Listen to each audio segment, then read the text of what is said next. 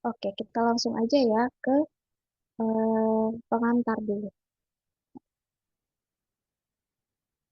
Oke, pengantar literasi bahasa Indonesia. Berhubung literasi bahasa Indonesia ini tergolong sukses yang baru ya, baru terlaksana kemarin di UTBK, di SNBP yang angkatan 2023.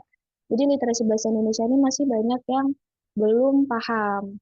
Sebenarnya ya, kalau misalnya aku ngejabarin, literasi bahasa Indonesia ini tuh mirip dengan pemahaman bacaan dan menulis, akan tetapi dia lebih ke apa namanya, terkait dengan penguasaan kebahasaan adik-adik sendiri gitu. Di mana di dalam literasi bahasa Indonesia itu tuh nggak cuman adik-adik diminta untuk mencari sebuah informasi, memahami sebuah informasi, tetapi juga untuk membawa informasi itu ke dalam kehidupan sehari-hari, di mana adik memberikan solusi, pendapat, saran, gitu, atau pandangan adik-adik terhadap teks yang disajikan di soal itu gitu. Jadi itu literasi bahasa Indonesia. Kan tetapi yang perlu diingat adalah literasi bahasa Indonesia meskipun terpisah dari PBM, literasi bahasa Indonesia ini tetap mengacu kepada aturan yang ada di PBM tentunya. Karena literasi bahasa Indonesia ini nggak terlepas dari linguistik juga kan. Jadi nanti ada aja sih pertanyaan seputar simpulan, lalu terkait dengan gagasan, terus terkait dengan kepaduan paragraf atau kalimat, itu tuh nggak menutup kemungkinan akan ada soal seperti itu, tapi mungkin nggak banyak ya. Gitu. Oke, dalam literasi bahasa Indonesia itu sebenarnya ada dua hal nih yang bakalan menjadi aspeknya gitu yang akan ditonjolkan sebenarnya di literasi bahasa Indonesia ini ya, yaitu ada kompetensi kebahasaan sama strategi kognitif. Jadi itu ada udah kakak jabarin penjelasannya. Nah, di literasi bahasa Indonesia ini, teks yang ditampilkan itu tuh beragam ya, yaitu ada teks umum, teks sastra, teks saintek, serta teks sosial humaniora. Nah, mungkin yang ditanyain sama Adik Tasya tadi itu, yang literasi sains itu tuh masuk ke sini sebenarnya. Gitu. Mungkin yang ditampilkan itu adalah teks-teks yang ada kaitannya atau ada hubungannya dengan sains gitu. Jadi itu untuk literasi bahasa Indonesia. Jadi jangan bingung ya nanti kalau misalnya di literasi bahasa Indonesia kita ketemunya puisi kayak gitu. Atau misalnya kita ketemunya cerpen. Atau mungkin kita ketemunya sebuah dongeng kayak gitu. Karena di PBM pun kan ada juga ya. Walaupun jarang ya juga aku lihat ini apa namanya puisi di PBM. Oke, kita lanjut ya. Nah, ini untuk kontrak pembelajaran kita, jadi semoga kita bisa selesaikan dengan cepat. Tapi aku nggak mau cepat-cepat sih, aku takutnya adik-adik juga nggak paham. Nah, di sini ada tiga di, oke, aku bahasakan sebagai subbabnya ya, gitu. Jadi ada tiga hal, yang itu ada menemukan informasi, memahami informasi, dan mengevaluasi. Nah, mengevaluasi inilah yang nanti adik harus, bukan harus ya, tapi adik diminta untuk mengaitkan teks atau pertanyaan itu dengan kehidupan sehari-hari gitu. Kalau menemukan informasi dan memahami informasi itu tuh masih seputar pertanyaan yang bisa adik-adik temukan di dalam teksnya, meskipun tingkat kesulitannya pasti beda-beda, gitu ya. Nah, untuk yang pertama kita mungkin akan ketemunya dengan subbab menemukan informasi dulu. Oke, kita lanjut ya. Oke, sini aku udah bagi ya teks-teksnya ke dalam beberapa tema. Jadi biar adik-adik tahu nih mana yang temanya saintifik, sosial humaniora, sosial budaya, personal. Gitu. Jadi supaya gampang dibedain walaupun kedepannya mungkin aku nggak akan taruh penjelasan-penjelasan kayak gini ya. Oke, sebelum aku ini kita jawab sama-sama, mungkin ada pertanyaan seputar pengantar bahasa Indonesia ya, aku bilang pengantar literasi bahasa Indonesia. Ini ada pertanyaan atau masih ada yang belum paham?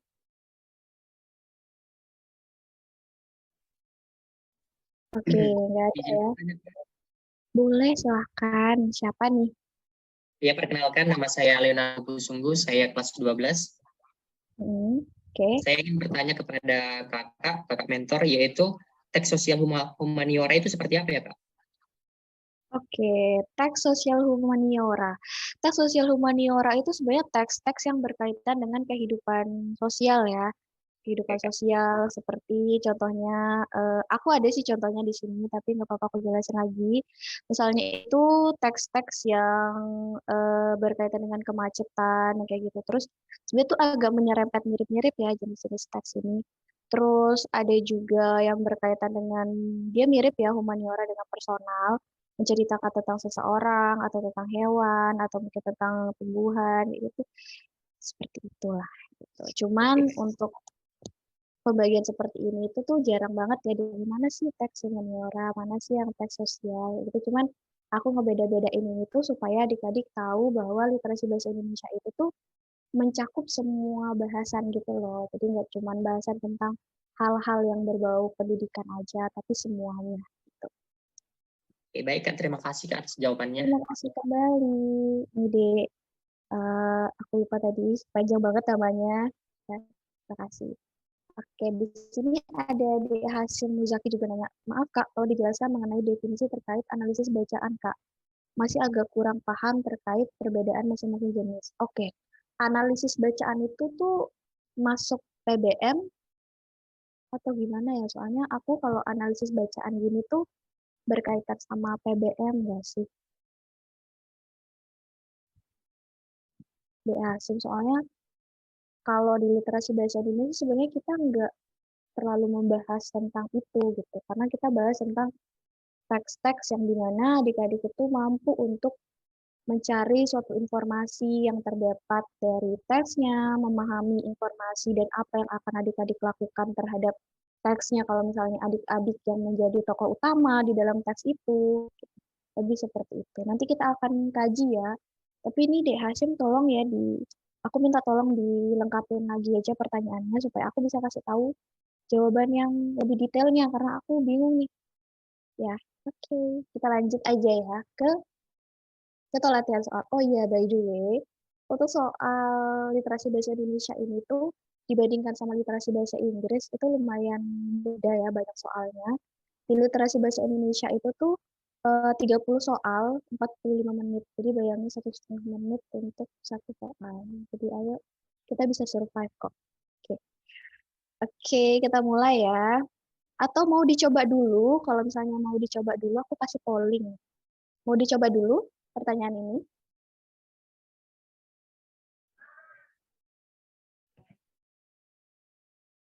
Aku kasih polling ya, kalau misalnya mau dicoba, aku kasih waktu 2 menit, nanti kita bahas sama-sama. Oke, aku udah buka pollingnya ya.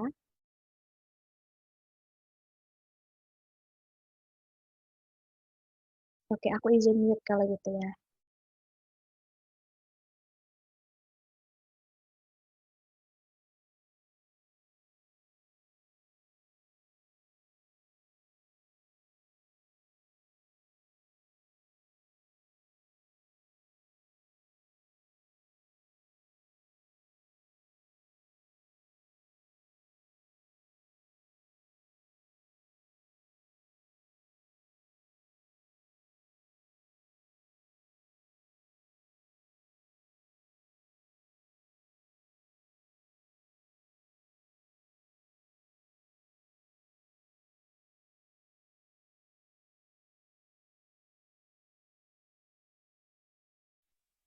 Oke, sebentar ya, aku izin dulu.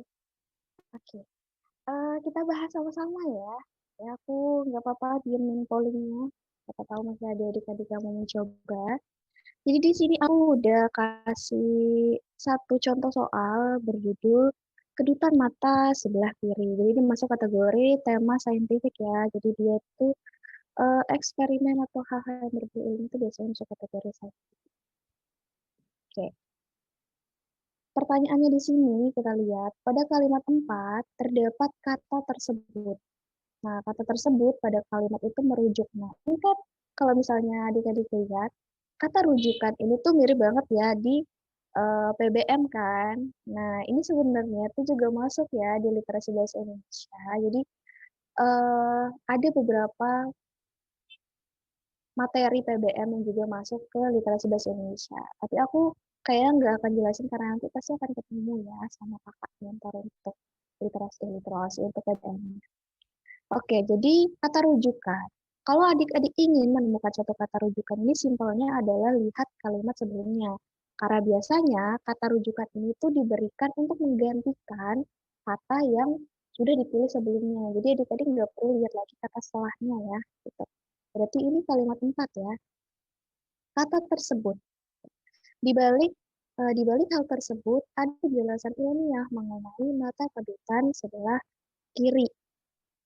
Ya, jadi ada katanya di balik hal tersebut. Nah, di balik hal tersebut itu apa ya? Gitu. Oke, kita bahas dulu. Pada paragraf ini, nah ini juga perlu ya dalam bahasa Indonesia, pengetahuan atau eh, perlu banget adik-adik itu paham cara mencari suatu gagasan. Gagasan pokok atau ide pokok. Karena mau di PBM ataupun di literasi ataupun di literasi bahasa Inggris itu perlu banget ya. Ini tuh penting soalnya. Oke. Aku bahas dulu apa yang dibahas pada tiap-tiap paragrafnya ya. Paragraf pertama, ini bilangnya di Indonesia, mata kedutaan sebelah kiri itu dianggap sebagai pertanda baik. Apabila mengalami, katanya di sini, kalau di sebelah kiri ya, itu akan bertemu dengan saudara dari jauh yang telah lama berpisah. Sementara itu, sementara itu, sebagian orang Tionghoa itu percaya bahwa ini menandakan segera apa menandakan akan segera menangisi seseorang. Nah, itu berarti kalau misalnya kita baca paragraf satu atau paragraf pertama ini tuh sebenarnya membahas tentang anggapan ya. Nih, nah, ini ada aku pakai warna kuning deh biar kelihatan. Tapi warna kuning kan nggak terlalu ini. Kita pakai warna biru aja. Nih, kata dianggap. Itulah kenapa di sini itu isinya itu adalah anggapan atau asumsi. Jadi dia anggapan atau asumsi tentang apa? Tentang kedutaan pada mata sebelah kiri. Gitu. Sementara paragraf yang kedua, dia kan adanya di awal ya paragraf dan dia sudah diberikan kata rujukan. Berarti otomatis sebenarnya dia merujuk ke kalimat yang ada di paragraf pertama. Gitu. Apa yang dibahas pada paragraf pertama yaitu anggapan tentang kedutan mata sebelah kiri. Nah, jadinya untuk jawaban yang tepat, jadi yang mana nih? Bagian D, Kak. Yang D. Nah, betul. Jadi jawaban yang tepat itu adalah yang D. Jadi anggapan kedutan di sudut mata sebelah kiri menurut orang Indonesia dan Tionghoa. Nah, kalau misalnya dia seperti berbeda paragraf ya, berarti adik-adik tinggal mencari tahu nih apa sebenarnya yang dibahas pada paragraf sebelumnya. Atau kalau memang ada pertanyaan atau ada di pilihan jawabannya itu, misalnya nih, ini kan kalimat 3 nih akhirnya. Nah, adik-adik tinggal lihat di kalimat 3 itu ada penjelasan nggak sih yang bisa adik-adik jadikan jawaban. Kayak ini sebenarnya ada di kalimat 3. Kan orang Tionghoa itu kan percaya nih bahwa dia itu akan segera menangis. Sementara kalau Indonesia dia bilangnya kita dapat bertemu orang yang telah lama berpisah gitu kan. Berarti ada dua anggapan. Anggapan yang di apa namanya yang oleh orang Indonesia sama oleh orang Tionghoa gitu. Jadi kalau misalnya adik lihat dari sini itu juga it's okay, nggak masalah ya. Karena jawaban yang ada Tionghoanya tuh cuma yang ini sama yang ini.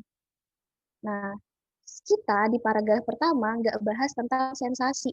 Otomatis yang C itu tuh udah salah. Oke, ada di D juga ya, di E. Orang Indonesia dan orang Tionghoa yang mengalami kedutan mata di sebelah kiri. Nah, ini itu juga kurang tepat ya. Kenapa? Karena di sini masih berisi anggapan ya sebenarnya gitu. Jadi kalau misalnya di sini ditaruh kalimat fakta ya, asumsi itu sebenarnya sesuatu yang sebenarnya adik percayai karena adik-adik melihat bacaannya. Walaupun memang belum tentu apakah itu benar atau tidak gitu ya. Anggapan, Jadi Kak. Ya, kenapa? Sebagai anggapan asumsi kan, Kak. Ya, benar sama anggapan atau asumsi. Jadi adik menganggap gitu kan. Nah, anggapannya adik-adik kan apakah benar orang lain juga menganggapnya seperti itu kan. Jadi anggapan dan asumsi ini tuh masih tergolong 50-50, fakta maupun opini. Jadi kalau yang E ini tuh sebenarnya agak kurang tepat gitu. Oke. Karena di sini masih bercerita tentang anggapan di paragraf yang pertama. Oke. Adik-adik udah paham atau harus aku jelasin lagi untuk soal nomor satu? Paham, Kak. Paham, Kak. Oke, kita lanjut ya, Besti, ke soal nomor 2 sebentar. Kok gini?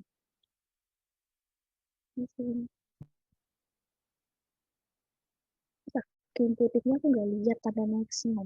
Oke, kita lanjut ke soal nomor 2 ya. Oke, untuk adik-adik yang ini aku kayaknya ini aja kita balik ke tes 1 aja ya. Aku pakai polling aja. Kita, oke. Ini untuk soal nomor 2 ya. Silahkan boleh coba dijawab. Aku kasih waktu 1,5 menit deh. Oke, silahkan. Teksnya masih sama ya.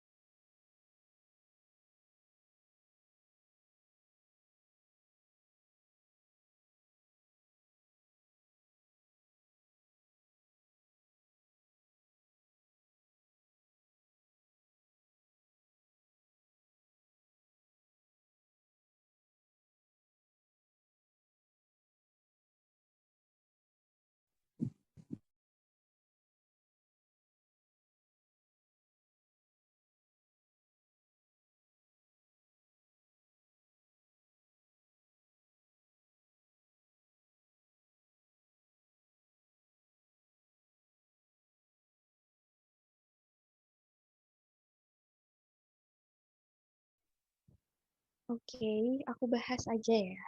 Oke.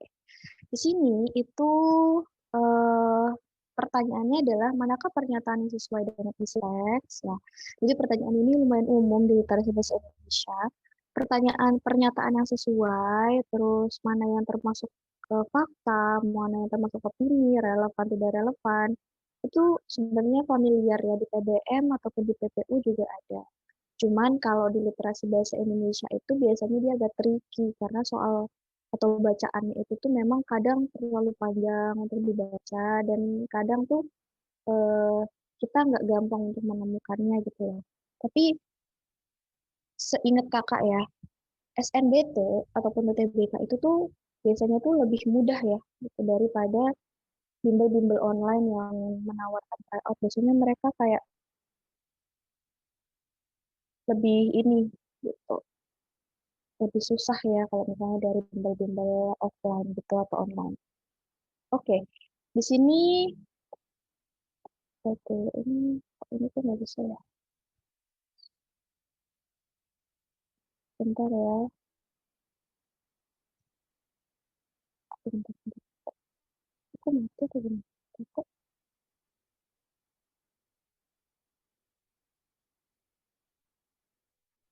ini biar satu. Bentar ya adik-adik ya. Ini nggak mau turun.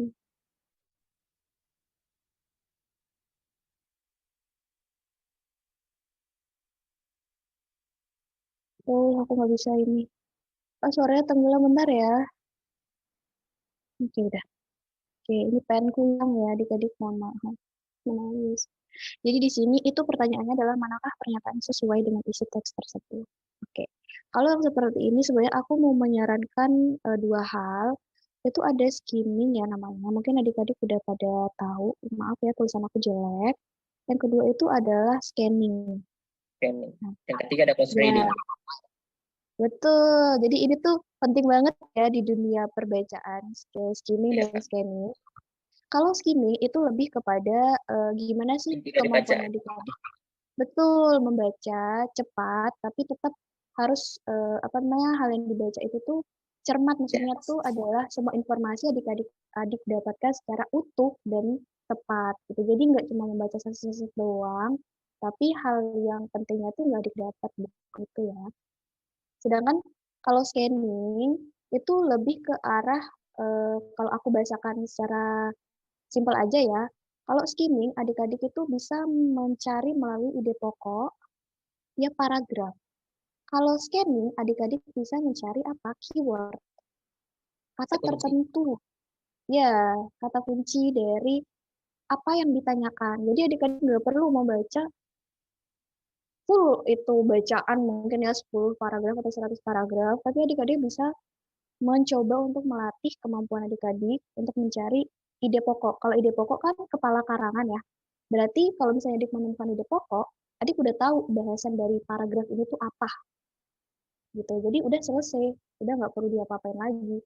Tergantung kalau misalnya soalnya minta secara implisit atau maksud kakak, dia mintanya itu tuh sudah terarah, mintanya tuh yang A gitu. Adik-adik bisa pakai ini keyword gitu.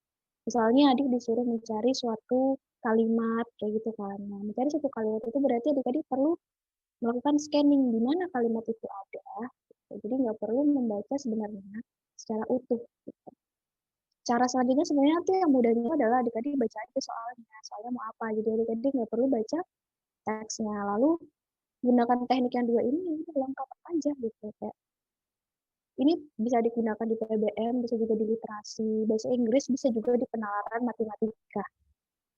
Kak mau tanya silahkan deh Tasya, boleh diketik aja nanti aku jawab.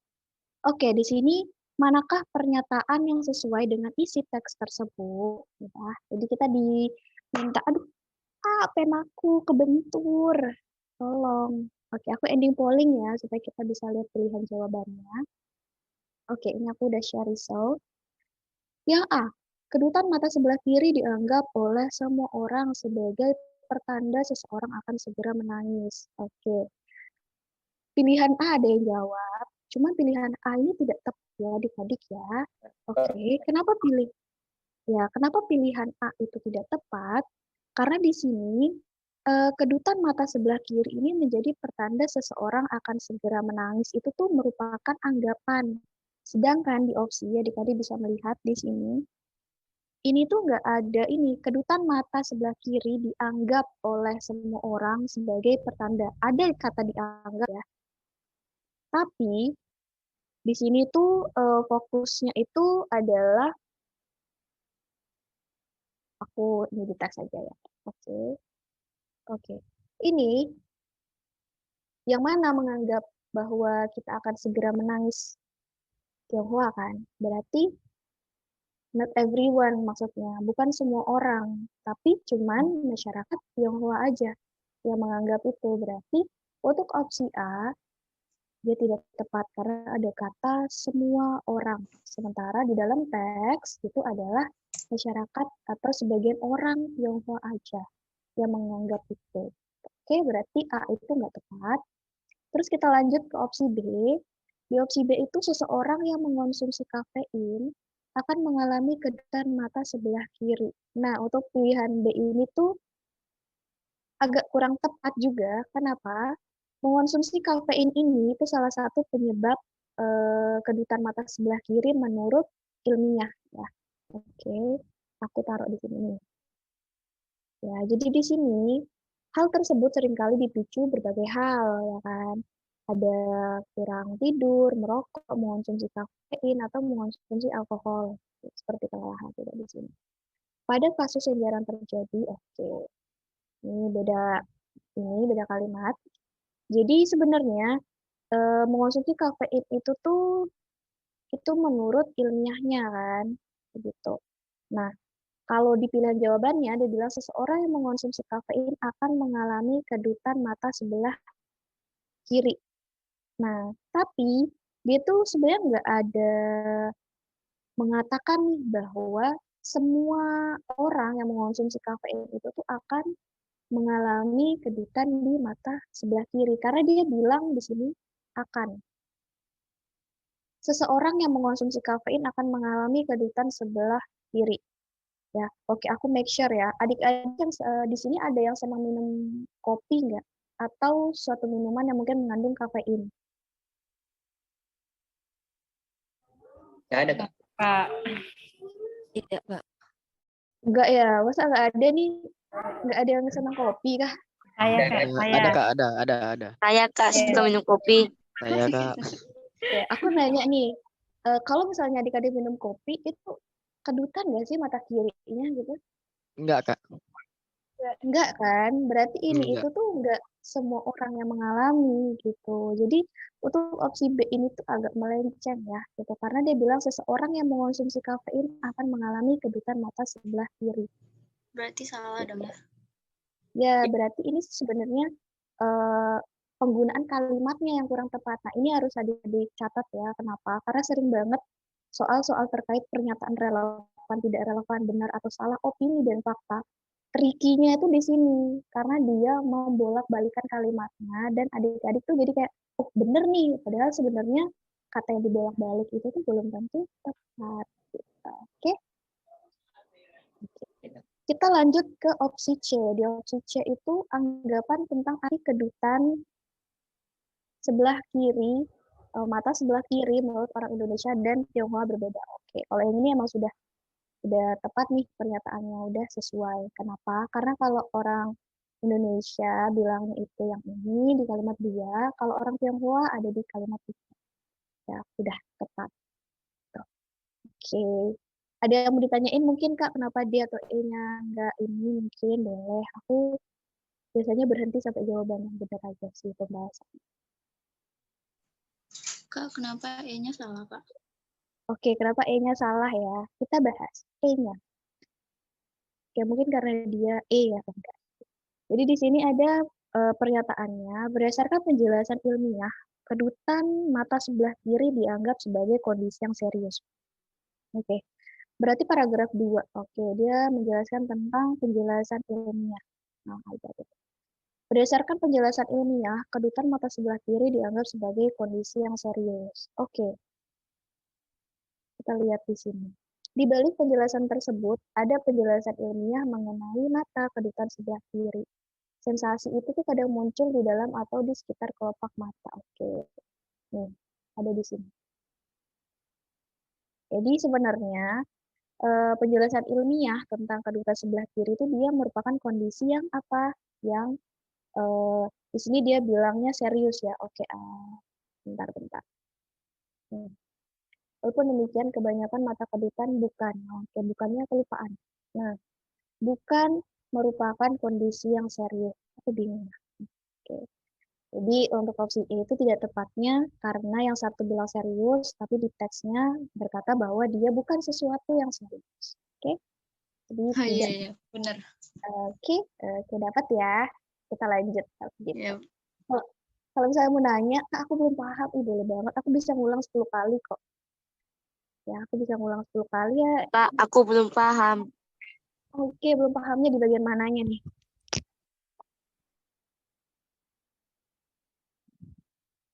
Belum pahamnya yang mananya ya? Wih, menghilang ya. Jurus Kage Bunshin no Jutsu ya situ. Aku suka bercanda ya, jadi maaf ya. Oke. Sembari aku menunggu adik tadi Gak aku apa-apa, bingung. Kak. Sembari menunggu ya adik-adik ya. Kita ini aja ya. Sebentar. Kita lanjut ke soal nomor 3. Oke. Silahkan.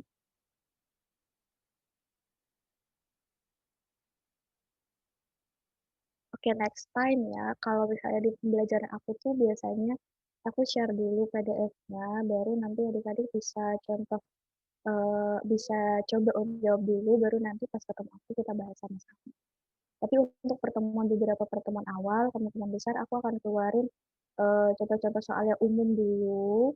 Betul. Jadi kemungkinan adik akan bertemu beberapa soal, itu kok aku pernah lihat ya soal ini, kok aku pernah lihat. Apalagi yang pernah ketemu sama aku di tahun sebelumnya. Di bagian nomor 3, Kak, belum paham. Hah? Belum pahamnya mana nih? Aku perasaan baru bahas nomor 3. Jangan-jangan Dek Tasya ini cenayang. Oke, aku langsung bahas aja ya. Soal nomor 3. Di sini pertanyaannya.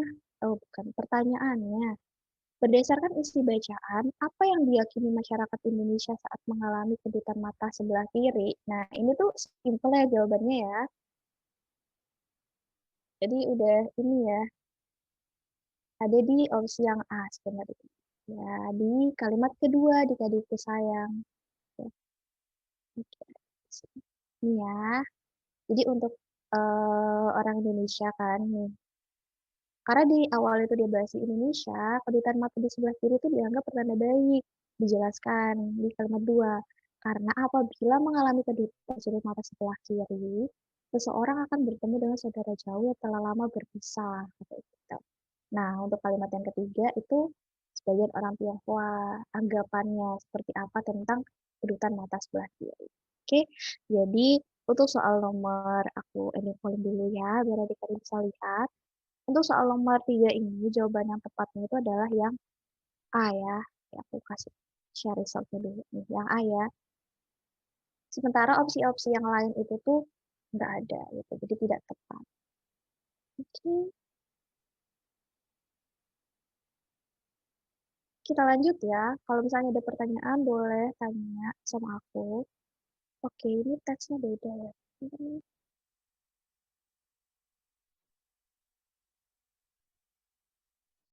Oke, kami lihat teksnya. Bukan, ini nomor 23. Oke, silakan boleh coba dijawab dulu ya. Kita akan membahas sama-sama.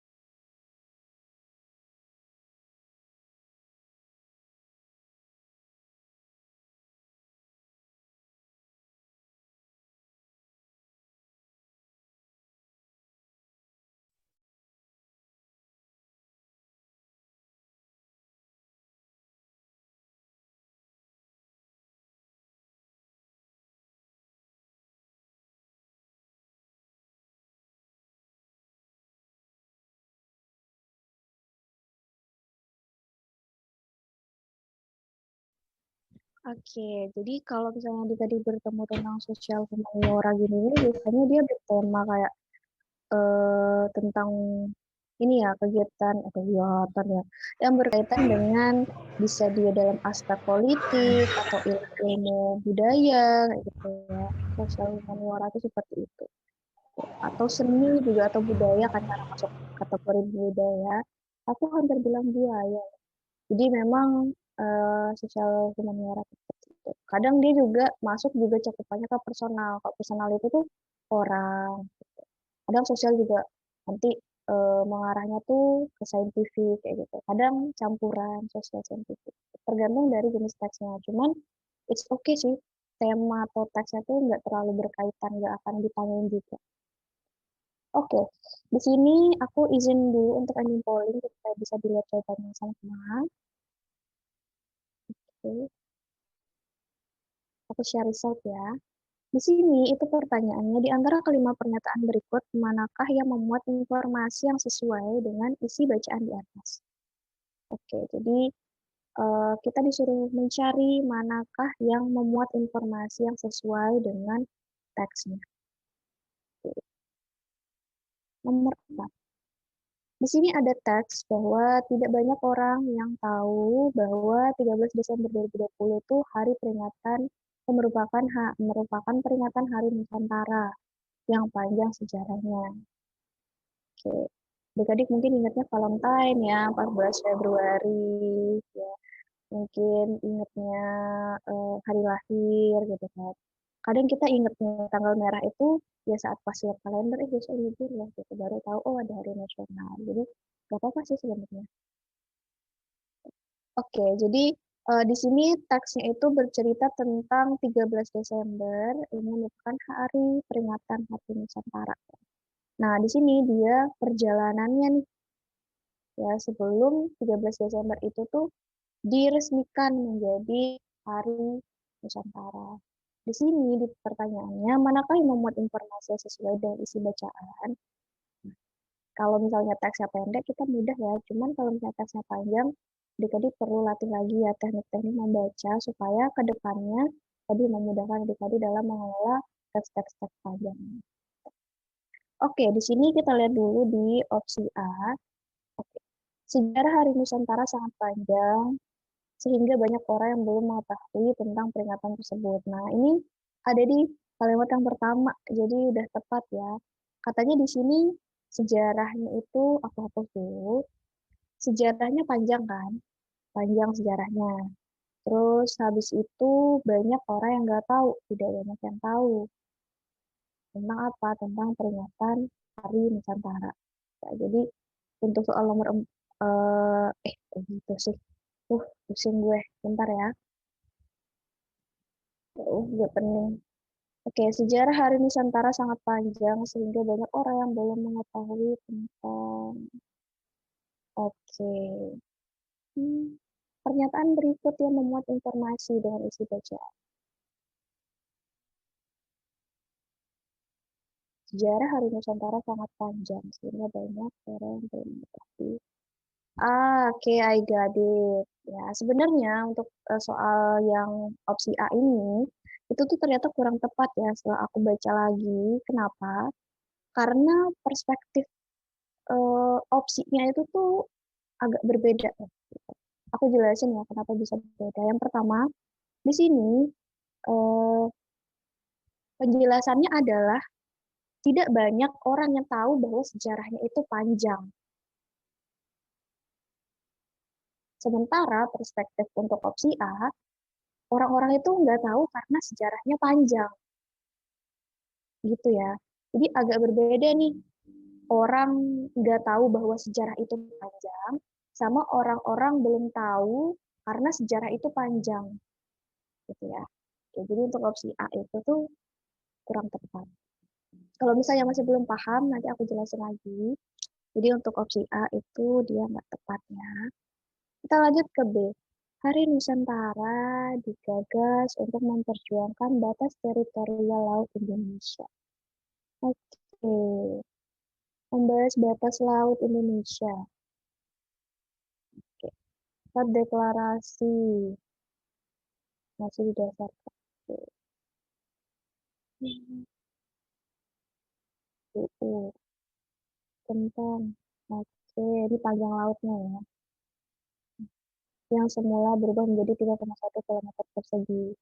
Deklarasi diakui. Hari Nusantara digagas untuk memperjuangkan batas teritorial laut Indonesia. Nah, sebenarnya ini itu tuh untuk jawaban yang opsi B ini juga sebenarnya kurang tepat ya, karena di sini dibilangnya bahwa sejarahnya itu dimulai dengan deklarasinya. Berarti sebenarnya Hari Nusantara itu diawali gitu loh. Memang diawali dan digagas itu sama aja kayak gitu. Yang pertama kali gitu loh. Cuman sejarah Nusantara ini dia dimulai dengan deklarasi Perdana Menteri Indonesia ini, kemudian dikenal dengan deklarasi Juanda yang membahas laut katanya di sini ya. Jadi dia hanya menggagas, maksudnya adalah yang deklarasi Juanda ini digagas dulu, baru muncullah nanti Hari Nusantara. Berarti dia enggak memperjuangkan, jadi dia tuh enggak untuk memperjuangkan batas laut teritorial laut Indonesia, bukan. Nah, jadi berjalannya itu berbeda. Itu ya. Ini. Karena Hari Nusantara itu tuh jalanannya panjang tuh karena yang ini ya diawali oleh ini dulu gitu loh, bukan untuk memperjuangkannya, bukan, berbeda ya. Kita ke C. UU nomor 4 PRP ya. Kalau angka-angka gini tuh cepat ketemu kok. UU PRP tentang perairan Indonesia merupakan cikal bakal deklarasi Juanda. Oke. Dalam peraturan itu, batas teritorial laut itu 3 mil dengan digantinya jadi deklarasi Juanda yang kemudian disahkan. Oke. cikal bakal deklarasi gender, bukan ya. Jadi dia nih eh disahkan malah eh, awalnya tuh dari deklarasi Juanda dulu, baru dia menjadi UU PRP. Ya, sedangkan ini kebalik, UU nomor 4 PRP menjadi cikal bakal deklarasi Juanda. Ini kebalik ya adik-adik ya, deklarasi Juanda dulu dan akhirnya disahkan menjadi UU nomor 4 ini 1960. Itu ya. Akhirnya dia jadi oke, jadi itu. Jadi untuk yang C ini dia kebalik, kebolak ya, bola kebalik. Kita lihat yang D. Oke, aku hapus dulu.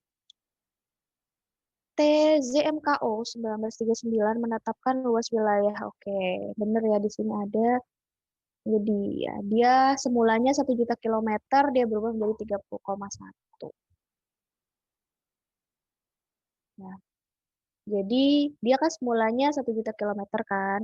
Nah, ini TSMKO ini dia dia awalnya tuh 1 juta kilometer.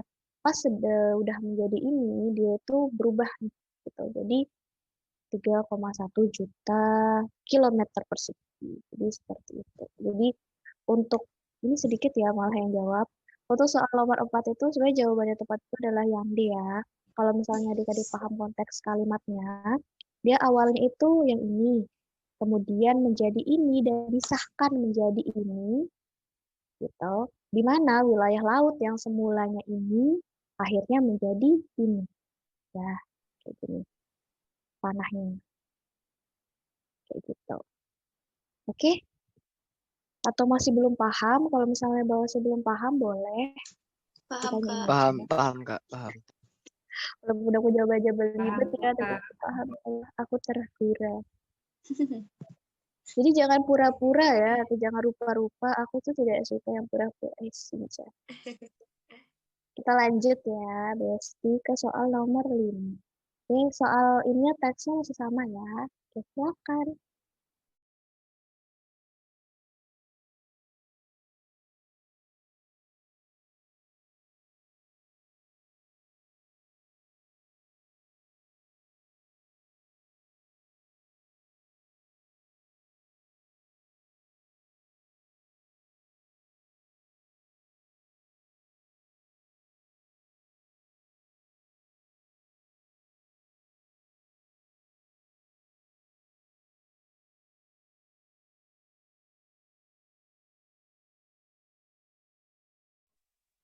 Oke, yang perlu adik-adik ingat di sini adalah setricky apapun soal, itu kadang SNBT-nya itu malah lebih mudah daripada itu. Gitu. Soalnya banyak nih adik-adik yang ngechat aku tuh katanya, Kak, ternyata di PBM sama SNBT tuh gak sesusah yang kita pernah bahas gitu. Cuman karena memang dasar-dasarnya sudah mereka tahu, jadinya mereka lebih enjoy untuk ngejawab. Gitu. Karena terbiasa untuk yang susah, jadi soal-soal yang lumayan itu jadi bisa mereka. Semoga ya kita juga seperti itu deh. Adik-adik seperti itu. Amin. Oke. Amin. Ya Rabbal Alamin. Oke, kita lanjut ya. Aku izin untuk ending polling. Insya Allah dipermudah kok. Yang penting kita banyak-banyak latihan. Insya Allah ada aja jalannya. Oke. Pertanyaannya di sini adalah apa yang terjadi akibat adanya deklarasi Juanda? Nah, ini pertanyaan seperti ini juga lumayan tricky. Kenapa? Adik-adik perlu tahu bedanya akibat, sebab, dan sebab, akibat. Nah, kebalik ya. Di literasi bahasa Indonesia sering banget seperti ini, dan PBM juga sering banget kayak gini. Kenapa? Hubungan Yang sebab ditanyakan, akibat Kak. iya benar. Kenapa bisa seperti itu? Kakak bilang tricky kenapa? Karena kadang adik-adik itu nggak telitinya adalah mungkin akibatnya duluan, baru sebabnya duluan, tapi konjungsi yang digunakan di sini itu nggak tepat, gitu loh. Nah, kalau di literasi bahasa Indonesia, dia nggak tepatnya itu adalah yang diminta itu adalah misalnya akibatnya, tapi yang dipilih itu adalah sebabnya. Nah, ini yang suka kebolak-kebalik. Kadang nih, diminta soalnya itu menjelaskan dari akibatnya dulu baru sebabnya. Tapi yang dipilih di opsinya malah yang sebabnya dulu baru akibatnya ke bawah, dan itu nyebabin jawabannya tuh jadinya malah salah gitu. Ini harus diperhatikan lagi ya. Pelan-pelan ya. Jadi jangan langsung kepikiran nih, jangan overthinking, jadi jangan ya. Pelan-pelan. Oke. Apa yang terjadi akibat adanya deklarasi Juanda? Nah, ada di kalimat ke-6. Dengan digantinya ini, yang semula ini menjadi ini. Ya kan? Jadinya jawaban yang tepat yang mana? Yang mana jawaban yang tepat? Wah, yang C ya. Betul, yang C. Dek Marsha namanya lucu deh. Kayak ini ya, kartun Marsha, betul. Oke, kenapa bisa seperti itu ya? Karena di sini dari 1 ke 3,1. Berarti naiknya berapa? 2,1. 2,1. Wah, astagfirullahaladzim. Gimana? Maaf, Kak. Aduh. Jangan-jangan nih nanti, aduh, hitung uang nanti kembaliannya harus 3.000, jadi dikembaliinnya 10.000 ini. Astagfirullah, Dek. Istighfar, Dek. Oke, jadi Soalnya iya, mau coba. iya janganlah disalahi soal. Astagfirullah. Ya, jadi seperti ini ya. Jadi untuk opsi C kan pilihan jawabannya itu adalah wilayah laut Indonesia bertambah 2,1 juta kilometer persegi. Nah, ini kan kadang kayak, wah, out of the box nih jawabannya gitu kan. Karena di sini adanya 1 juta sama 3,1 kan. Jadi ya udah dari 1 juta naik ke 3,1, ya bertambahnya itu sekitar 2,1. 2,1. Kan 1,0 toh. Oke, kita lanjut ya ke soal nomor 6. Nah, alasan yang B salah kenapa, Kak? Kan B. Bentar, yang B itu eh, perairan Indonesia di UU nomor 4 PRP 1960 tentang perairan Indonesia, ya, Merini, disahkan. Oke, kita lihat dulu di teksnya. Ya. Di sini pertanyaan itu adalah apa yang terjadi akibat adanya deklarasi Juanda. Ya. Sedangkan di situ UU nomor 4 ini tuh sebenarnya itu deklarasi Juanda namanya. Cuman dia disahkan itu menjadi UU nomor 4 PRP 1960. Itu loh. Kan eh, di sini dijelaskannya itu adalah akibatnya. Ya. Kalau misalnya kita lihat, ini akibatnya dan ini sebabnya. Karena UU nomor 4 itu disahkan, masa suaraku putus-putus? Putus-putus tah? Di aku enggak, Kak. Enggak, Kak. Enggak aku, Kak. Oke, mungkin sinyalnya di sana mungkin ya. Oke, nggak apa-apa. Nanti bisa nonton recording ya kalau misalnya nggak clear dengar suara aku ya. Seclear suara kerasnya adik-adik mungkin ya, gitu kan. Oke. Jadi di sini ini adalah sebabnya ya. Ini sebabnya nih adik-adikku. Disahkannya dia menjadi UU nomor 4 ini itu menyebabkan si ini akibatnya nih, mengakibatkan yang awalnya 1 juta menjadi 3,1. Sedangkan untuk opsi B ini pengesahan UU nomor 4 ini tuh memang dia disahkannya atas nama yang ini gitu. Awalnya deklarasi Juanda tapi disahkannya yang ini. Gitu. Dia cuma berubah nama ketika disahkan gitu ya. Ya, Kak. Oke. Mari kita lanjut. Oke, ini soal nomor 5. Bukan, 6. Oke. Ini ya untuk soalnya. Silahkan bisa dicoba dulu.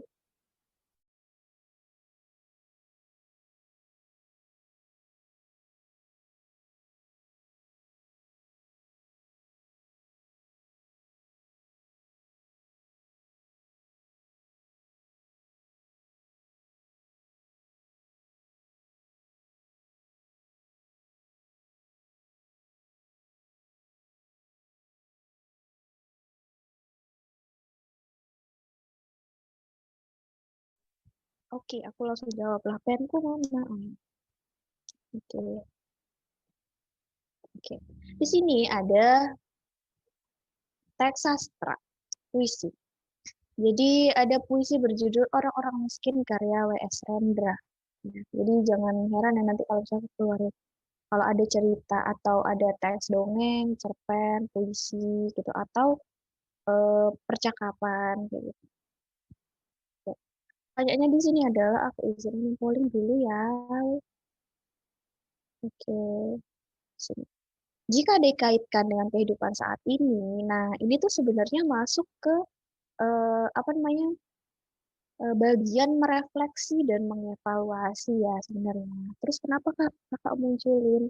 Aku mau ngasih ini aja sih contoh teks sastra kayak gitu supaya adik-adik mungkin nggak terkejut ya, walaupun mungkin nggak akan terkejut ya. Jadi apa-apa kita bahas satu di sini terkait dengan mengevaluasi dan merefleksi. Jadi bawa itu ke kehidupan kita. Gimana pendapatnya adik-adik, saran yang bisa adik-adik kasih, solusinya, seperti itu. Jika dikaitkan dengan kehidupan saat ini, keadaan manakah yang paling sesuai dengan isi puisi tersebut? Jadi, kalau misalnya adik-adik lihat di puisinya ini ya, gitu. Bait pertamanya itu sebenarnya dia membahas tentang kondisi fisik ya. Yang pertama, apa namanya, ini, gitu. Terus karena dia bilang jumlah mereka tak bisa, kamu mistik menjadi nol, ini kan berkaitan dengan eksistensi ya, gitu. Mereka akan menjadi pertanyaan yang mencegat ideologimu.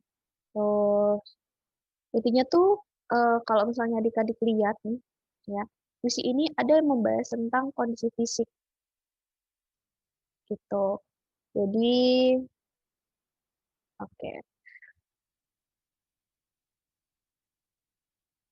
Akan kuhinggap berbagai orang miskin berbaris bangun berdiri. Orang-orang miskin mengangkat pisau berbagai kita. Oke.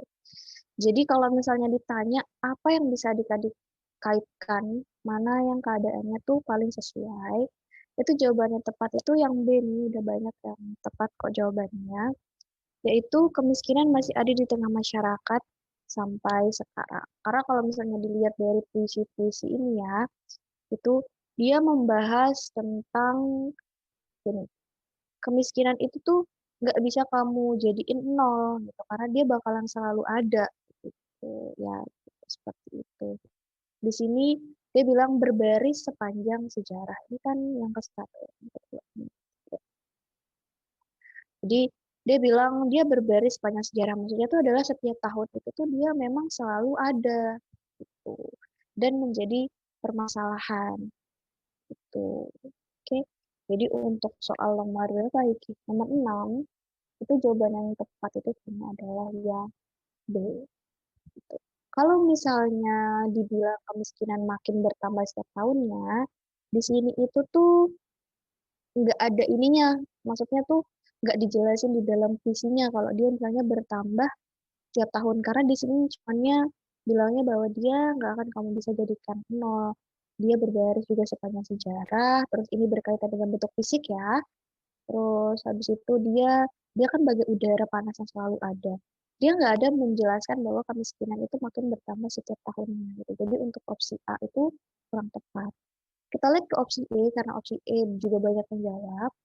Jumlah kemiskinan selalu menjadi permasalahan utama di sepanjang sejarah. Oke. Kalau misalnya dibilang jumlah kemiskinan menjadi permasalahan utama sepanjang sejarah itu di sini juga nggak dijelaskan ya.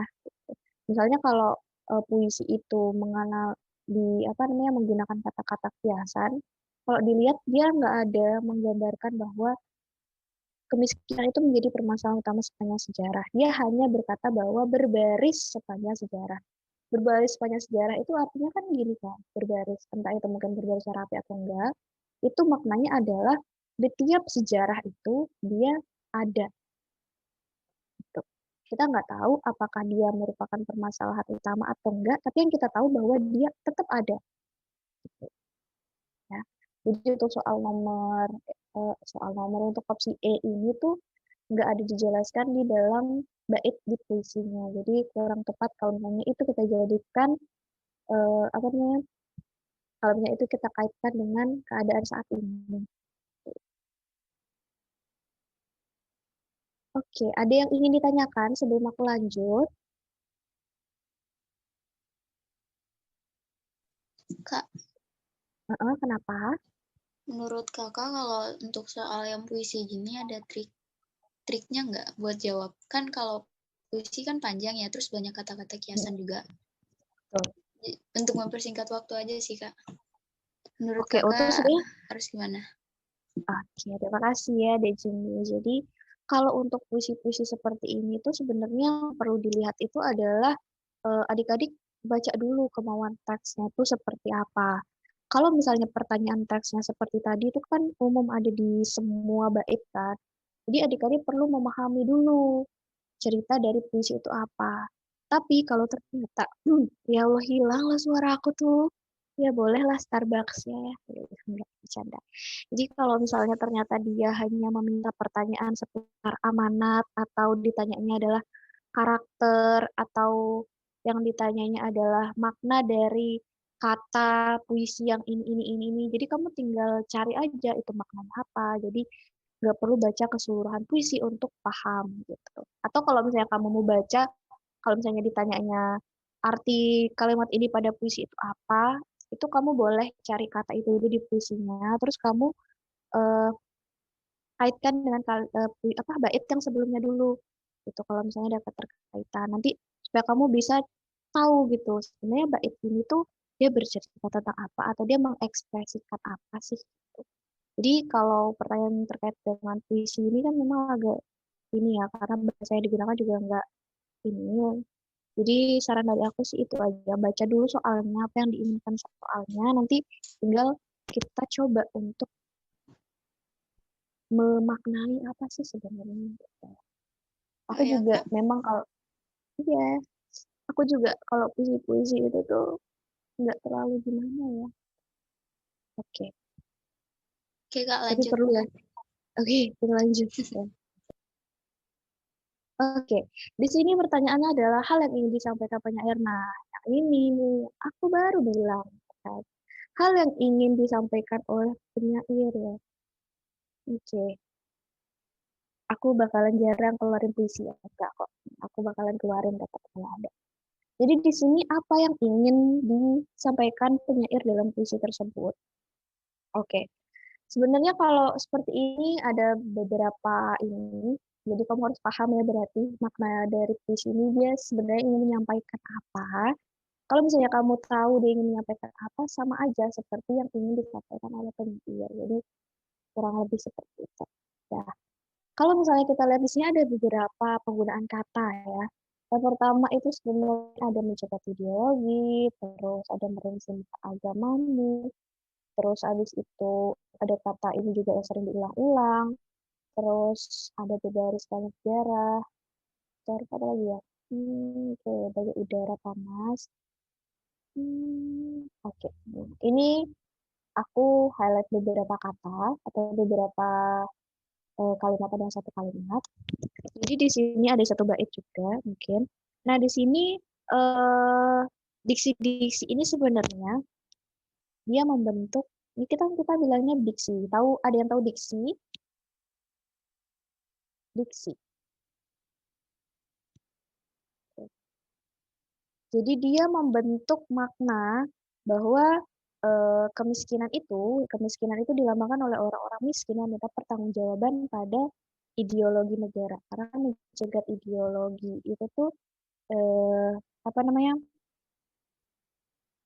Seperti kayak adik-adik itu meminta suatu pertanggungjawaban gitu.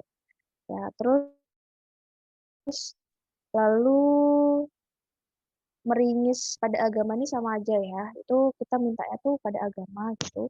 Terus habis itu permasalahan kalau yang sepanjang sejarah ini tuh permasalahannya itu selalu hadir gitu. Jadi selalu hadir berarti artinya ada udah lama gitu, dari lama sampai sekarang gitu. Ada berarti dia selalu ada. Jadi kita bisa simpulkan nih yang ingin disampaikan oleh penyair sebenarnya di sini itu adalah bahwa kemiskinan ini itu tuh Dia hal yang selalu ada setiap tahunnya, di mana ini sebenarnya perlu kita cari jalan keluarnya gitu loh. Jadi untuk opsi untuk nomor 7 ini tuh yang tepat itu sebenarnya adalah yang E ya.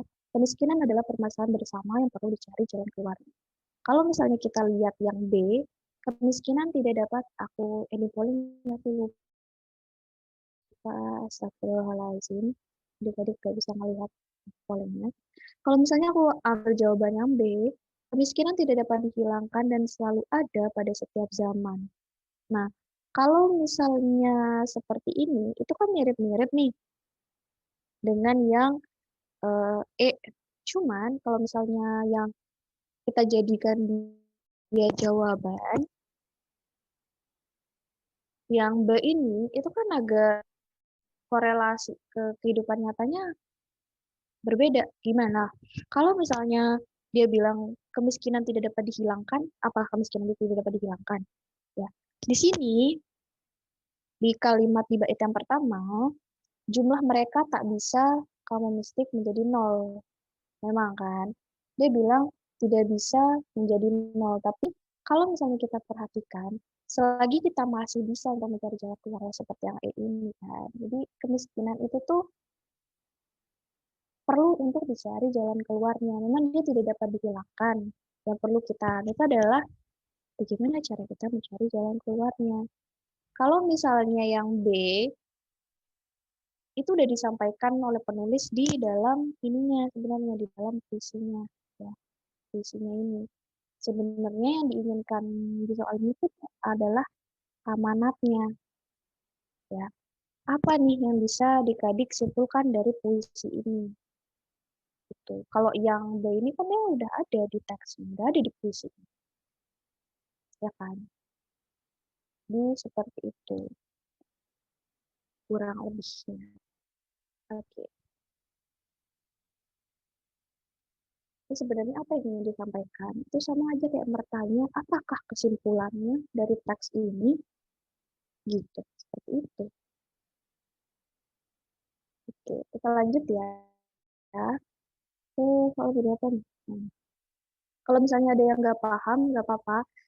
Nanti tanya aja sama aku ya. Jadi jangan aku nggak ditanya. Ayo, tanya. Nanti aku minta Starbucks enggak. Nah, oke, kita lanjut ya ke soal personal. Nah, personal ini tuh dia lebih ke orang yang dibahas ya. Entah itu mungkin presidennya Amerika Serikat, ya menterinya, mungkin presiden kita yang dibahas gitu.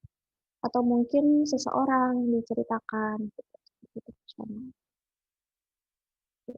mungkin vokalisnya 1975 kan dibahas ya, atau mungkin yang lain gitu. Oke. Silakan dijawab dulu ya, nanti kita sama-sama.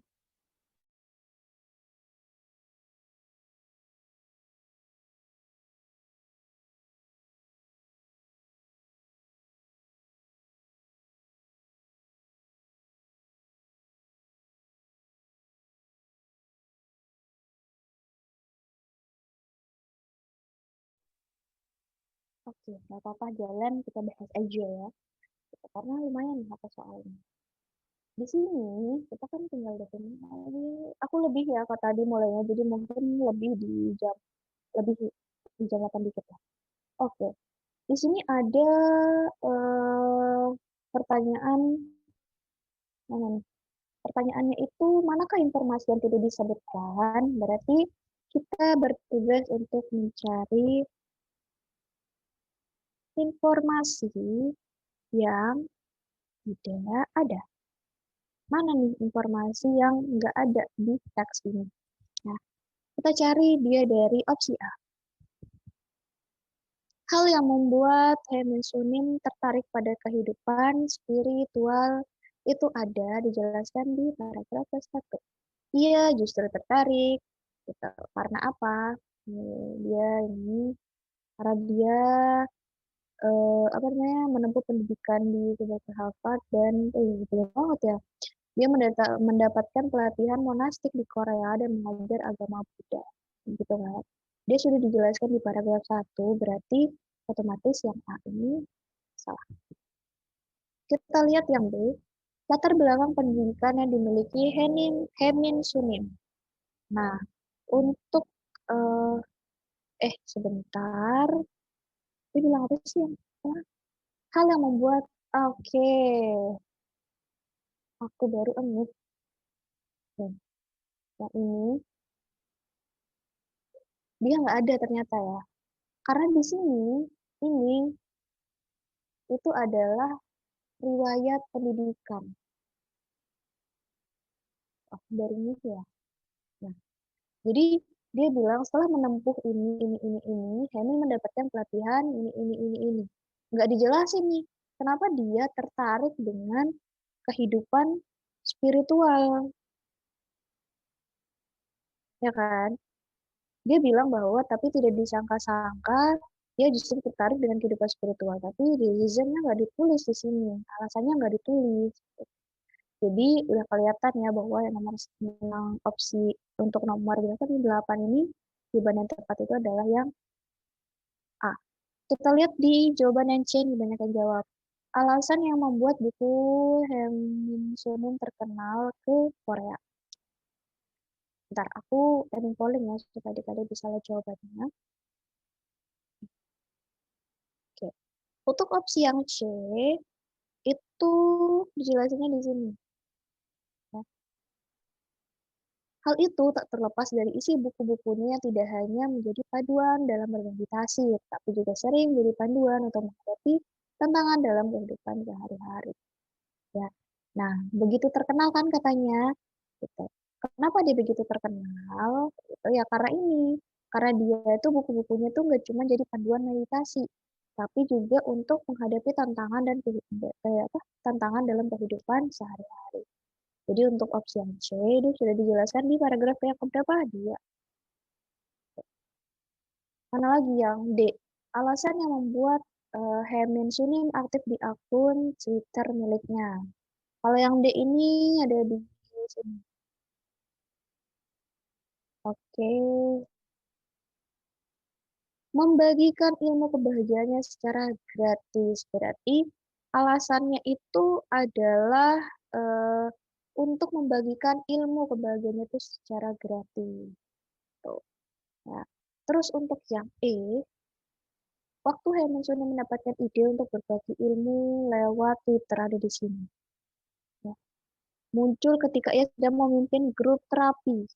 Jadi idenya itu tuh ide untuk berbagi ilmu itu tuh muncul ketika ia sedang memimpin grup terapi yang dihadiri oleh generasi muda Korea. Gitu. Jadinya untuk opsi D dan E itu ada di paragraf yang ketiga. Berarti informasi atau hal yang nggak ada di dalam teks jawabannya atau di dalam bacaan itu adalah opsi yang A. Oke. Sebelum aku lanjut, mungkin ada yang masih ingin ditanyakan terkait nomor 8. Kak, itu kenapa opsinya yang benar A, Kak? Oke. Bukannya Kenapa yang kenapa? bukannya hal yang informasi yang tidak disebutkan di dalam teks. Kalau yang A kan hal yang membuat Haimin Sunim tertarik pada kehidupan spiritual dan itu ada dalam teks, Kak. Oke. Terima kasih, Dejini. Jadi aku jelaskan kembali. Kenapa A itu merupakan jawaban yang tepat? Jadi A itu ada disebutkan di teks di sini ya. Namun tanpa disangka-sangka, ia justru tertarik dengan kehidupan spiritual. Tapi reasonnya tuh nggak ditulis di sini, alasannya. Alasannya nggak ada. Di opsi A ini dia bilang, hal yang membuat Sunim tertarik pada kehidupan spiritual. Berarti apa yang membuat si Hemin Sunim ini tertarik pada kehidupan spiritual? Sementara di sini, dia hanya bilang atau ditulis, dia justru tertarik dengan kehidupan spiritual. Tapi alasannya tidak dijelaskan. Jadi untuk yang opsi A ini tuh nggak ada jawabannya di dalam teksnya. Disebutkan tapi alasannya nggak ada. Oh ya, Kak. Makasih.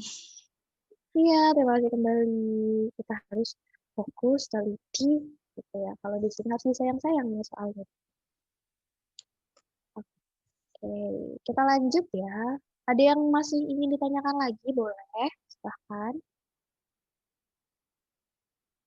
Oke, ada ya. Kita lanjut dulu ke nomor 9, silahkan.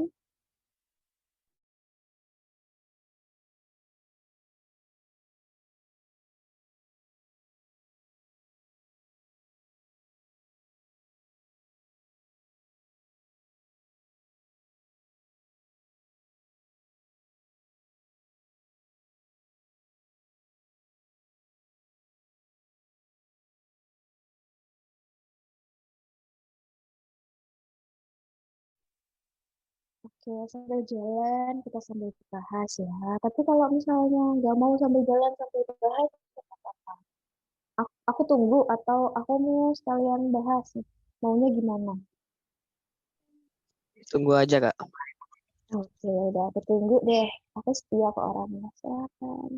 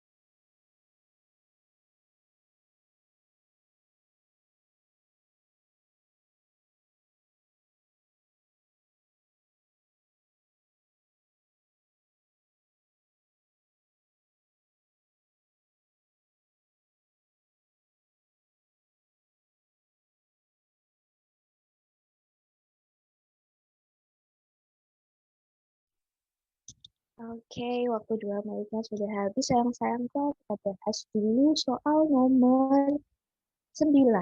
Di sini pertanyaannya adalah, mana pernyataan yang tepat terkait Hemin Hunim? Kalau seperti ini berarti kita disuruh cari yang terdapat di dalam teks ya. Kita mulai dari opsi A. Di opsi A, Henin Sunim kuliah di jurusan perfilman di Amerika Serikat. Oke, dibilang di sini ada, tapi dia nggak ini ya. Oke, di teksnya dia bilang bahwa dia pergi ke Amerika untuk belajar perfilman. Nah, di opsinya dia bilang jurusan. Nah, ini perspektifnya beda. Kalau misalnya di jurusan, berarti dia mungkin sekolah secara formal. Ya toh. Sementara di sini untuk belajar perfilman, untuk belajar, sekedar belajar perfilman itu kan nggak harus melalui apa namanya pendidikan yang formal atau kuliah yang formal gitu kan. Mungkin dengan cara dia bergabung dengan komunitas atau mungkin ada seseorang yang dia kenal sehingga dia belajar perfilman ini ya. Karena di sini juga nggak dijelasin juga secara rinci. Tapi yang kita tahu bahwa opsi A ini nggak tepat karena kuliah di jurusan perfilman di Amerika Serikat dan datang ke Amerika Serikat untuk belajar perfilman itu adalah dua hal yang berbeda. Nah, ini yang harus di ini lagi ya, pokoknya tuh harus teliti gitu loh, karena kesalahan kecil kayak gini tuh yang misalnya yang biasanya nyandung buat kita tuh sama. Oke, untuk opsi A berarti salah ya. Kita lanjut ke opsi B. Hening Sunim tertarik dengan kehidupan spiritual saat kuliah perfilman. Nah, ini juga sama. Dia bilangnya kuliah perfilman. Sama aja ya, kuliah. Kan kalau misalnya dia sekolah di jurusan ini, itu kan kuliah. Maksudnya dia di jurusan manajemen atau misalnya jurusan akuntansi atau misalnya jurusan bahasa Inggris. Itu kan kuliah ya, pendidikan formal. Ya, berarti sama aja untuk yang B ini Karena kita nggak tahu dia belajarnya itu formal atau informal, atau dia melalui experience mungkin sama orang-orang nyoba gitu. Kita nggak tahu. Karena nggak dijelasin rinci. Kita lihat opsi C. Aku lupa ini dulu, maaf ya, tolong ingetin aku. Oke. Ini ya. Oke. Jadi untuk opsi B ini banyak yang jawab ya, tapi itu juga masih kurang tepat ya di tadiku. Di situ ada kata kuliah gitu. Sementara kita nggak tahu Haemin Sunim ini di Amerika Serikat itu apakah dia kuliah atau enggak. Kita lanjut ke opsi C. Haemin Sunim memiliki dan menjalani lebih dari satu pekerjaan sekaligus. Oke.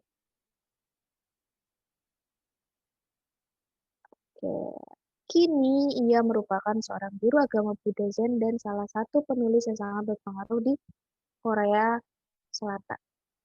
Berarti dia ini pekerjaannya ada dua. Dua tuh lebih dari satu toh. Nah, berarti yang C ini tuh udah tepat. Ya, jadi dia kan bekerja sebagai seorang guru dan sebagai seorang penulis. Gitu.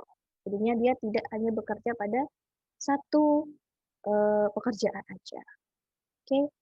Jadi untuk soal nomor 9 jawaban yang tepat itu adalah yang C. Oke. Ada yang mau ditanya lagi mungkin opsi yang lain boleh. Tapi kalau enggak juga enggak apa-apa, it's okay. Kak, izin bertanya, Boleh, silakan. kenapa nggak yang E sama D, D sama E? Soalnya kan di ini juga terdapat dalam teksnya. Oke. Ade nanya, Kak, kenapa ya enggak ada yang sama E gitu. Ini semuanya berarti Kakak harus bahas sih. Oke. Jadi aku bakalan jawab sih. Kenapa enggak yang D? Kita lihat ya opsi yang D itu berkata apa. Haemin Sunim merupakan penulis yang paling berpengaruh di Korea Selatan.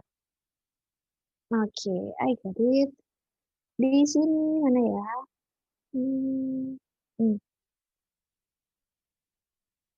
Lihat bisa ketemu nggak perbedaannya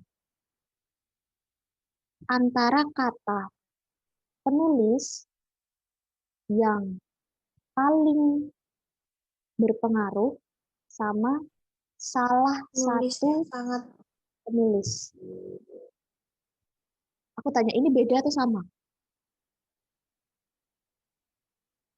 Kalau dari Beda, segi Kak. kata, beda kan? Iya. Itulah kenapa Beda. untuk opsi D ini tuh salah atau kurang tepat. Karena apa? Yang satu menjelaskan bahwa dia merupakan penulis paling berpengaruh, otomatis dia ini yang paling berpengaruh antara yang lain. Sementara di tesnya bilang salah satu penulis yang sangat berpengaruh, berarti salah satu dari sekian banyaknya penulis yang berpengaruh di Korea saat itu. Gitu ya. Jadi untuk opsi D itu kurang tepat. Kita langsung ke opsi E. Haemin Sun yang dijuluki sebagai Megamong setelah membagikan ilmunya di Twitter. Nah, kita lihat di sini. Ada di sini kan? Karena di yang sebelum-sebelumnya nggak dijelasin kan? Nggak ada maksudnya. Dia bilang di sini bahwa selain aktif dalam menulis buku, ia juga memiliki lebih dari 1 juta pengikut. Oke, mulai akun Twitter miliknya. Oke, melalui akun Twitter miliknya, biksu yang dijuluki Megamo ini. Nah, sekarang kita lihat dari segi katanya. Yang E bilang bahwa dia dijuluki Megamong itu setelah membagikan ilmunya di Twitter. Sementara di dalam teksnya berkata, melalui akun Twitter miliknya, biksu yang dijuluki Megamong ini membagikan, nah, nggak dijelasin kan, ya, dia nggak dijelasin kapan dia dijuluki Megamong ini. Dia hanya di teksnya bilang bahwa melalui akun Twitternya, biksu yang dijuluki Megamong ini membagikan ilmu kebahagiaannya secara gratis. Jadi dia julukannya Megamong ini tuh kita nggak tahu dia dijulukinya itu kapan, ya. Jadi kalau kita lihat itu dari segi kalimatnya ini, dia sudah memiliki julukan tersebut, ya. Dia sudah memiliki julukan tersebut, dan dia membagikan ilmunya di Twitter secara gratis. Jadi dia merupakan dua hal yang berbeda, bukan sebab akibat ya kayak yang tadi gitu. Oke, kita lanjut. Atau masih mungkin ada yang mau ditanyakan lagi, boleh. Lanjut. Oke, paham Kak. Oke, kita lanjut ya. Enggak, woi. Astagfirullah. Oh, enggak, kok bercanda. Yang mana, Dek Zumi, yang mau dijelasin? Boleh yang mana, opsi yang mana, aku jelasin. Sembari itu kita sambilan jawab nomor 10 ya, boleh. Iya, astagfirullahaladzim. Dek Zumi ini.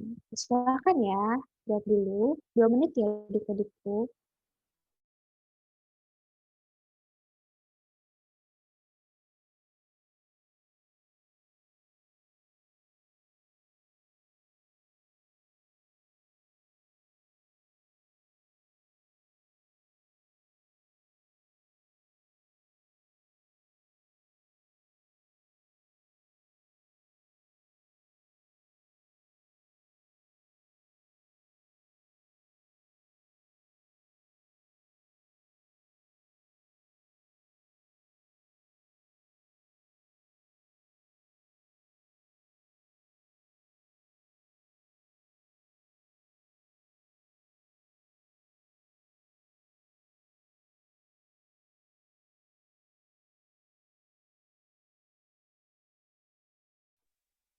Oke, sudah 2 menit ya. Kita bahas dulu. Aku izin di polling ya adik-adikku.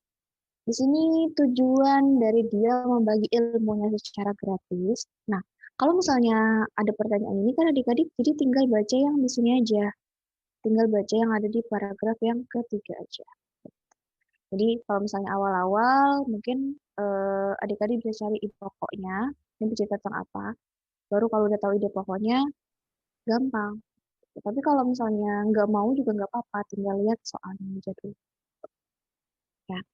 Jadi di sini tujuan dia membagikan ilmu secara gratis di Twitter itu apa? Itu ada di paragraf yang ketiga, khususnya dari kalimat ini. Kalimat kedua di paragraf ketiga. Jadi dia membagikan ilmu kebahagiaannya secara gratis gitu. Oke.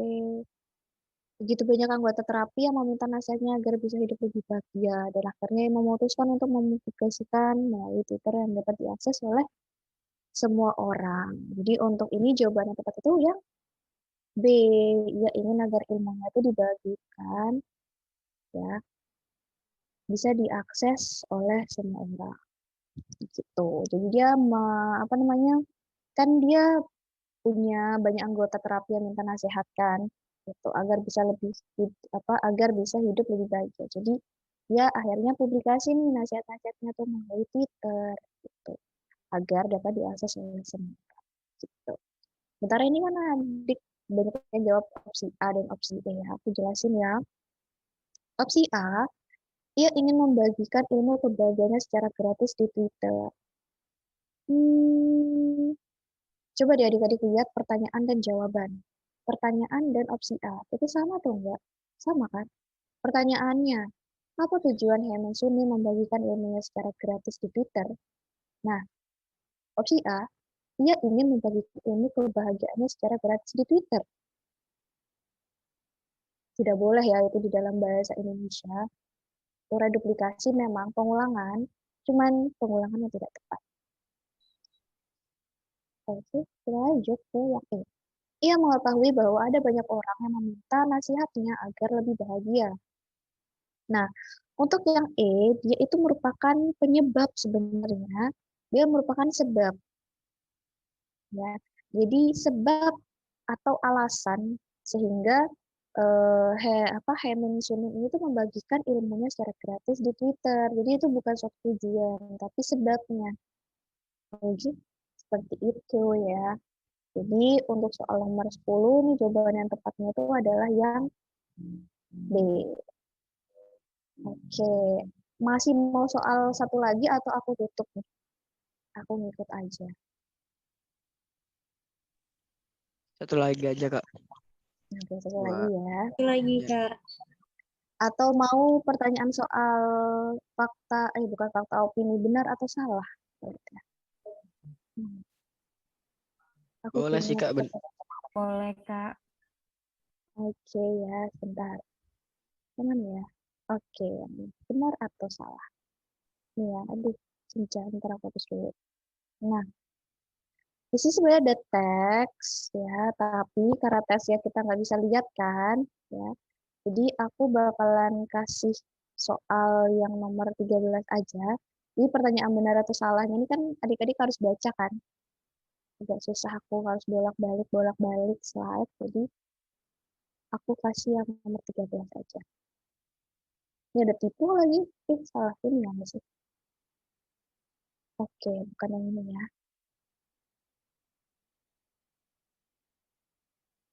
Nomor terakhir. Oke, yang ini. Nanti ya, aku soalnya biasanya kalau pertanyaan fakta atau opini atau benar atau salah, itu kalau fakta dan opini itu biasanya aku keluarnya di mengevaluasi, merefleksi. Kalau benar atau salah itu biasanya di menemukan informasi atau memahami informasi itu ada aja keluar. Tapi biasanya aku keluarin itu tuh kalau aku PDF-nya aku share dulu. Jadi adik-adik bisa baca terlebih dahulu dulu teksnya. Jadi nanti adik-adik bisa putusin mana yang opini itu mana yang fakta atau benar atau salah. Oke. Next ya di next week mungkin aku bakal pakai yang itu. Sama ini biasanya aku pembelajaran aku tuh aku nggak full ngomong ya adik-adik ya. Aku akan ngasih kesempatan adik-adik terlebih dahulu untuk menjawab pertanyaan yang udah aku buat. Jadi nanti adik-adik dulu baru nanti aku yang akan menjelaskan. Gitu. Biar dari aku ke adik-adik tuh ada timbal baliknya. Jadi aku nggak full ngomong, terus adik-adik bisa juga untuk memberikan pendapat adik-adik ke teman-temannya. Gitu. Melatih komunikasi dua arah. Oke, gak apa-apa sambil jalan ya, soalnya lumayan panjang waktunya aku ambil dari adik-adik. Di sini pertanyaannya tuh sebentar, palingnya hilang. Oke, aku polling aja. Nanti ini aku share ya di Google Drive untuk latihan soalnya, semua ada jawabannya. Berdasarkan teks, salah satu penyebab terjadinya longsor di Pulau Serasan tersebut adalah, ini soal nomor 12 ya. Soal berapa? 13. Jadi di sini, kalau misalnya dibaca pada paragraf 2, pada paragraf ini, itu ada beberapa hal yang memicu. Kejadian bencana longsor itu dipicu oleh, pertama, ada hujan. Aku bedain warnanya ya. Aku hapus dulu. Salah. Aku hapus dulu. Bedain warnanya dulu, merah dulu. Dia pertama, itu ada hujan dengan, hujan. Ada hujan dengan intensitas tinggi sejak awal Maret. Terus mana lagi ya?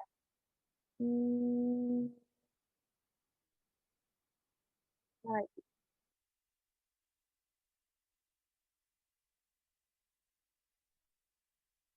Oke, dia ada mencapai 1000 mm katanya. Pada tanggal ini itu yang apa lah ya, warna merah aja. Terus habis itu eh mana lagi? Selain curah hujan nih ada keberadaan lereng yang curam. Ya. Terus habis itu dia terdiri dari tanah lempung. Jadi pori-pori tanahnya tuh kecil, jadi airnya tuh sulit terinfiltrasi dan banyak mengalir di permukaan tanah sebagai air limpasan atau runoff gitu. Jadi kita bisa tahu nih ada beberapa hal yang menyebabkan atau yang memicu kejadian bencana longsor yang terjadi di Pulau Serasan, Kabupaten Natuna. Yang pertama, tingginya curah hujan sejak awal Maret, di mana dia intensitasnya tuh bisa mencapai 1000 mm, 1000 mm. Lalu adanya lereng yang curam, terus dia juga pulau ini tuh terdiri dari tanah lempung, jadi pori-porinya tuh kecil. Jadi untuk ini jawaban yang tepatnya itu adalah yang D ya, udah sesuai. Sedangkan kalau untuk morfologinya yang landai, itu tuh nggak tepat, karena dia malah dia kalau di paragraf kedua kita bisa lihat bahwa dia itu rawan longsor nih karena dia curam. Jadi bukan landai dan datar ya, malah curam gitu. Oke. Ini yang paling banyak jawabannya tuh yang E ya, jumlah yang oke, aku stop sharing, aku lupa. Maaf. Oke, di sini jawaban kedua tertinggi itu yang E, jumlah air hujan yang masuk ke dalam tanah banyak. Nah, kalau untuk yang E itu nggak tepat sebenarnya, karena di Pulau Serasan ini dia cuman menjelaskan nih bahwa di Pulau Serasan ini kan tanahnya tanah lempung kan. Jadi dia tuh terinfiltrasi gitu. Ya, jadinya tuh jumlah air hujan yang terserap itu tuh menjadi sedikit karena pori-porinya kecil kan. Jadi terserapnya itu menjadi lebih sedikit. Kalau misalnya dia terserapnya banyak masuk ke dalam tanah, malah itu kan gak akan menyebabkan ininya kan, gitu. Karena terserap dengan baik, gitu. Seperti itu. Jadi untuk soal nomor berapa ini ya? Nomor 13, jawaban yang tepatnya itu adalah yang D ya. Untuk soal yang benar atau salah, itu nanti aku iniin next week aja. Oke?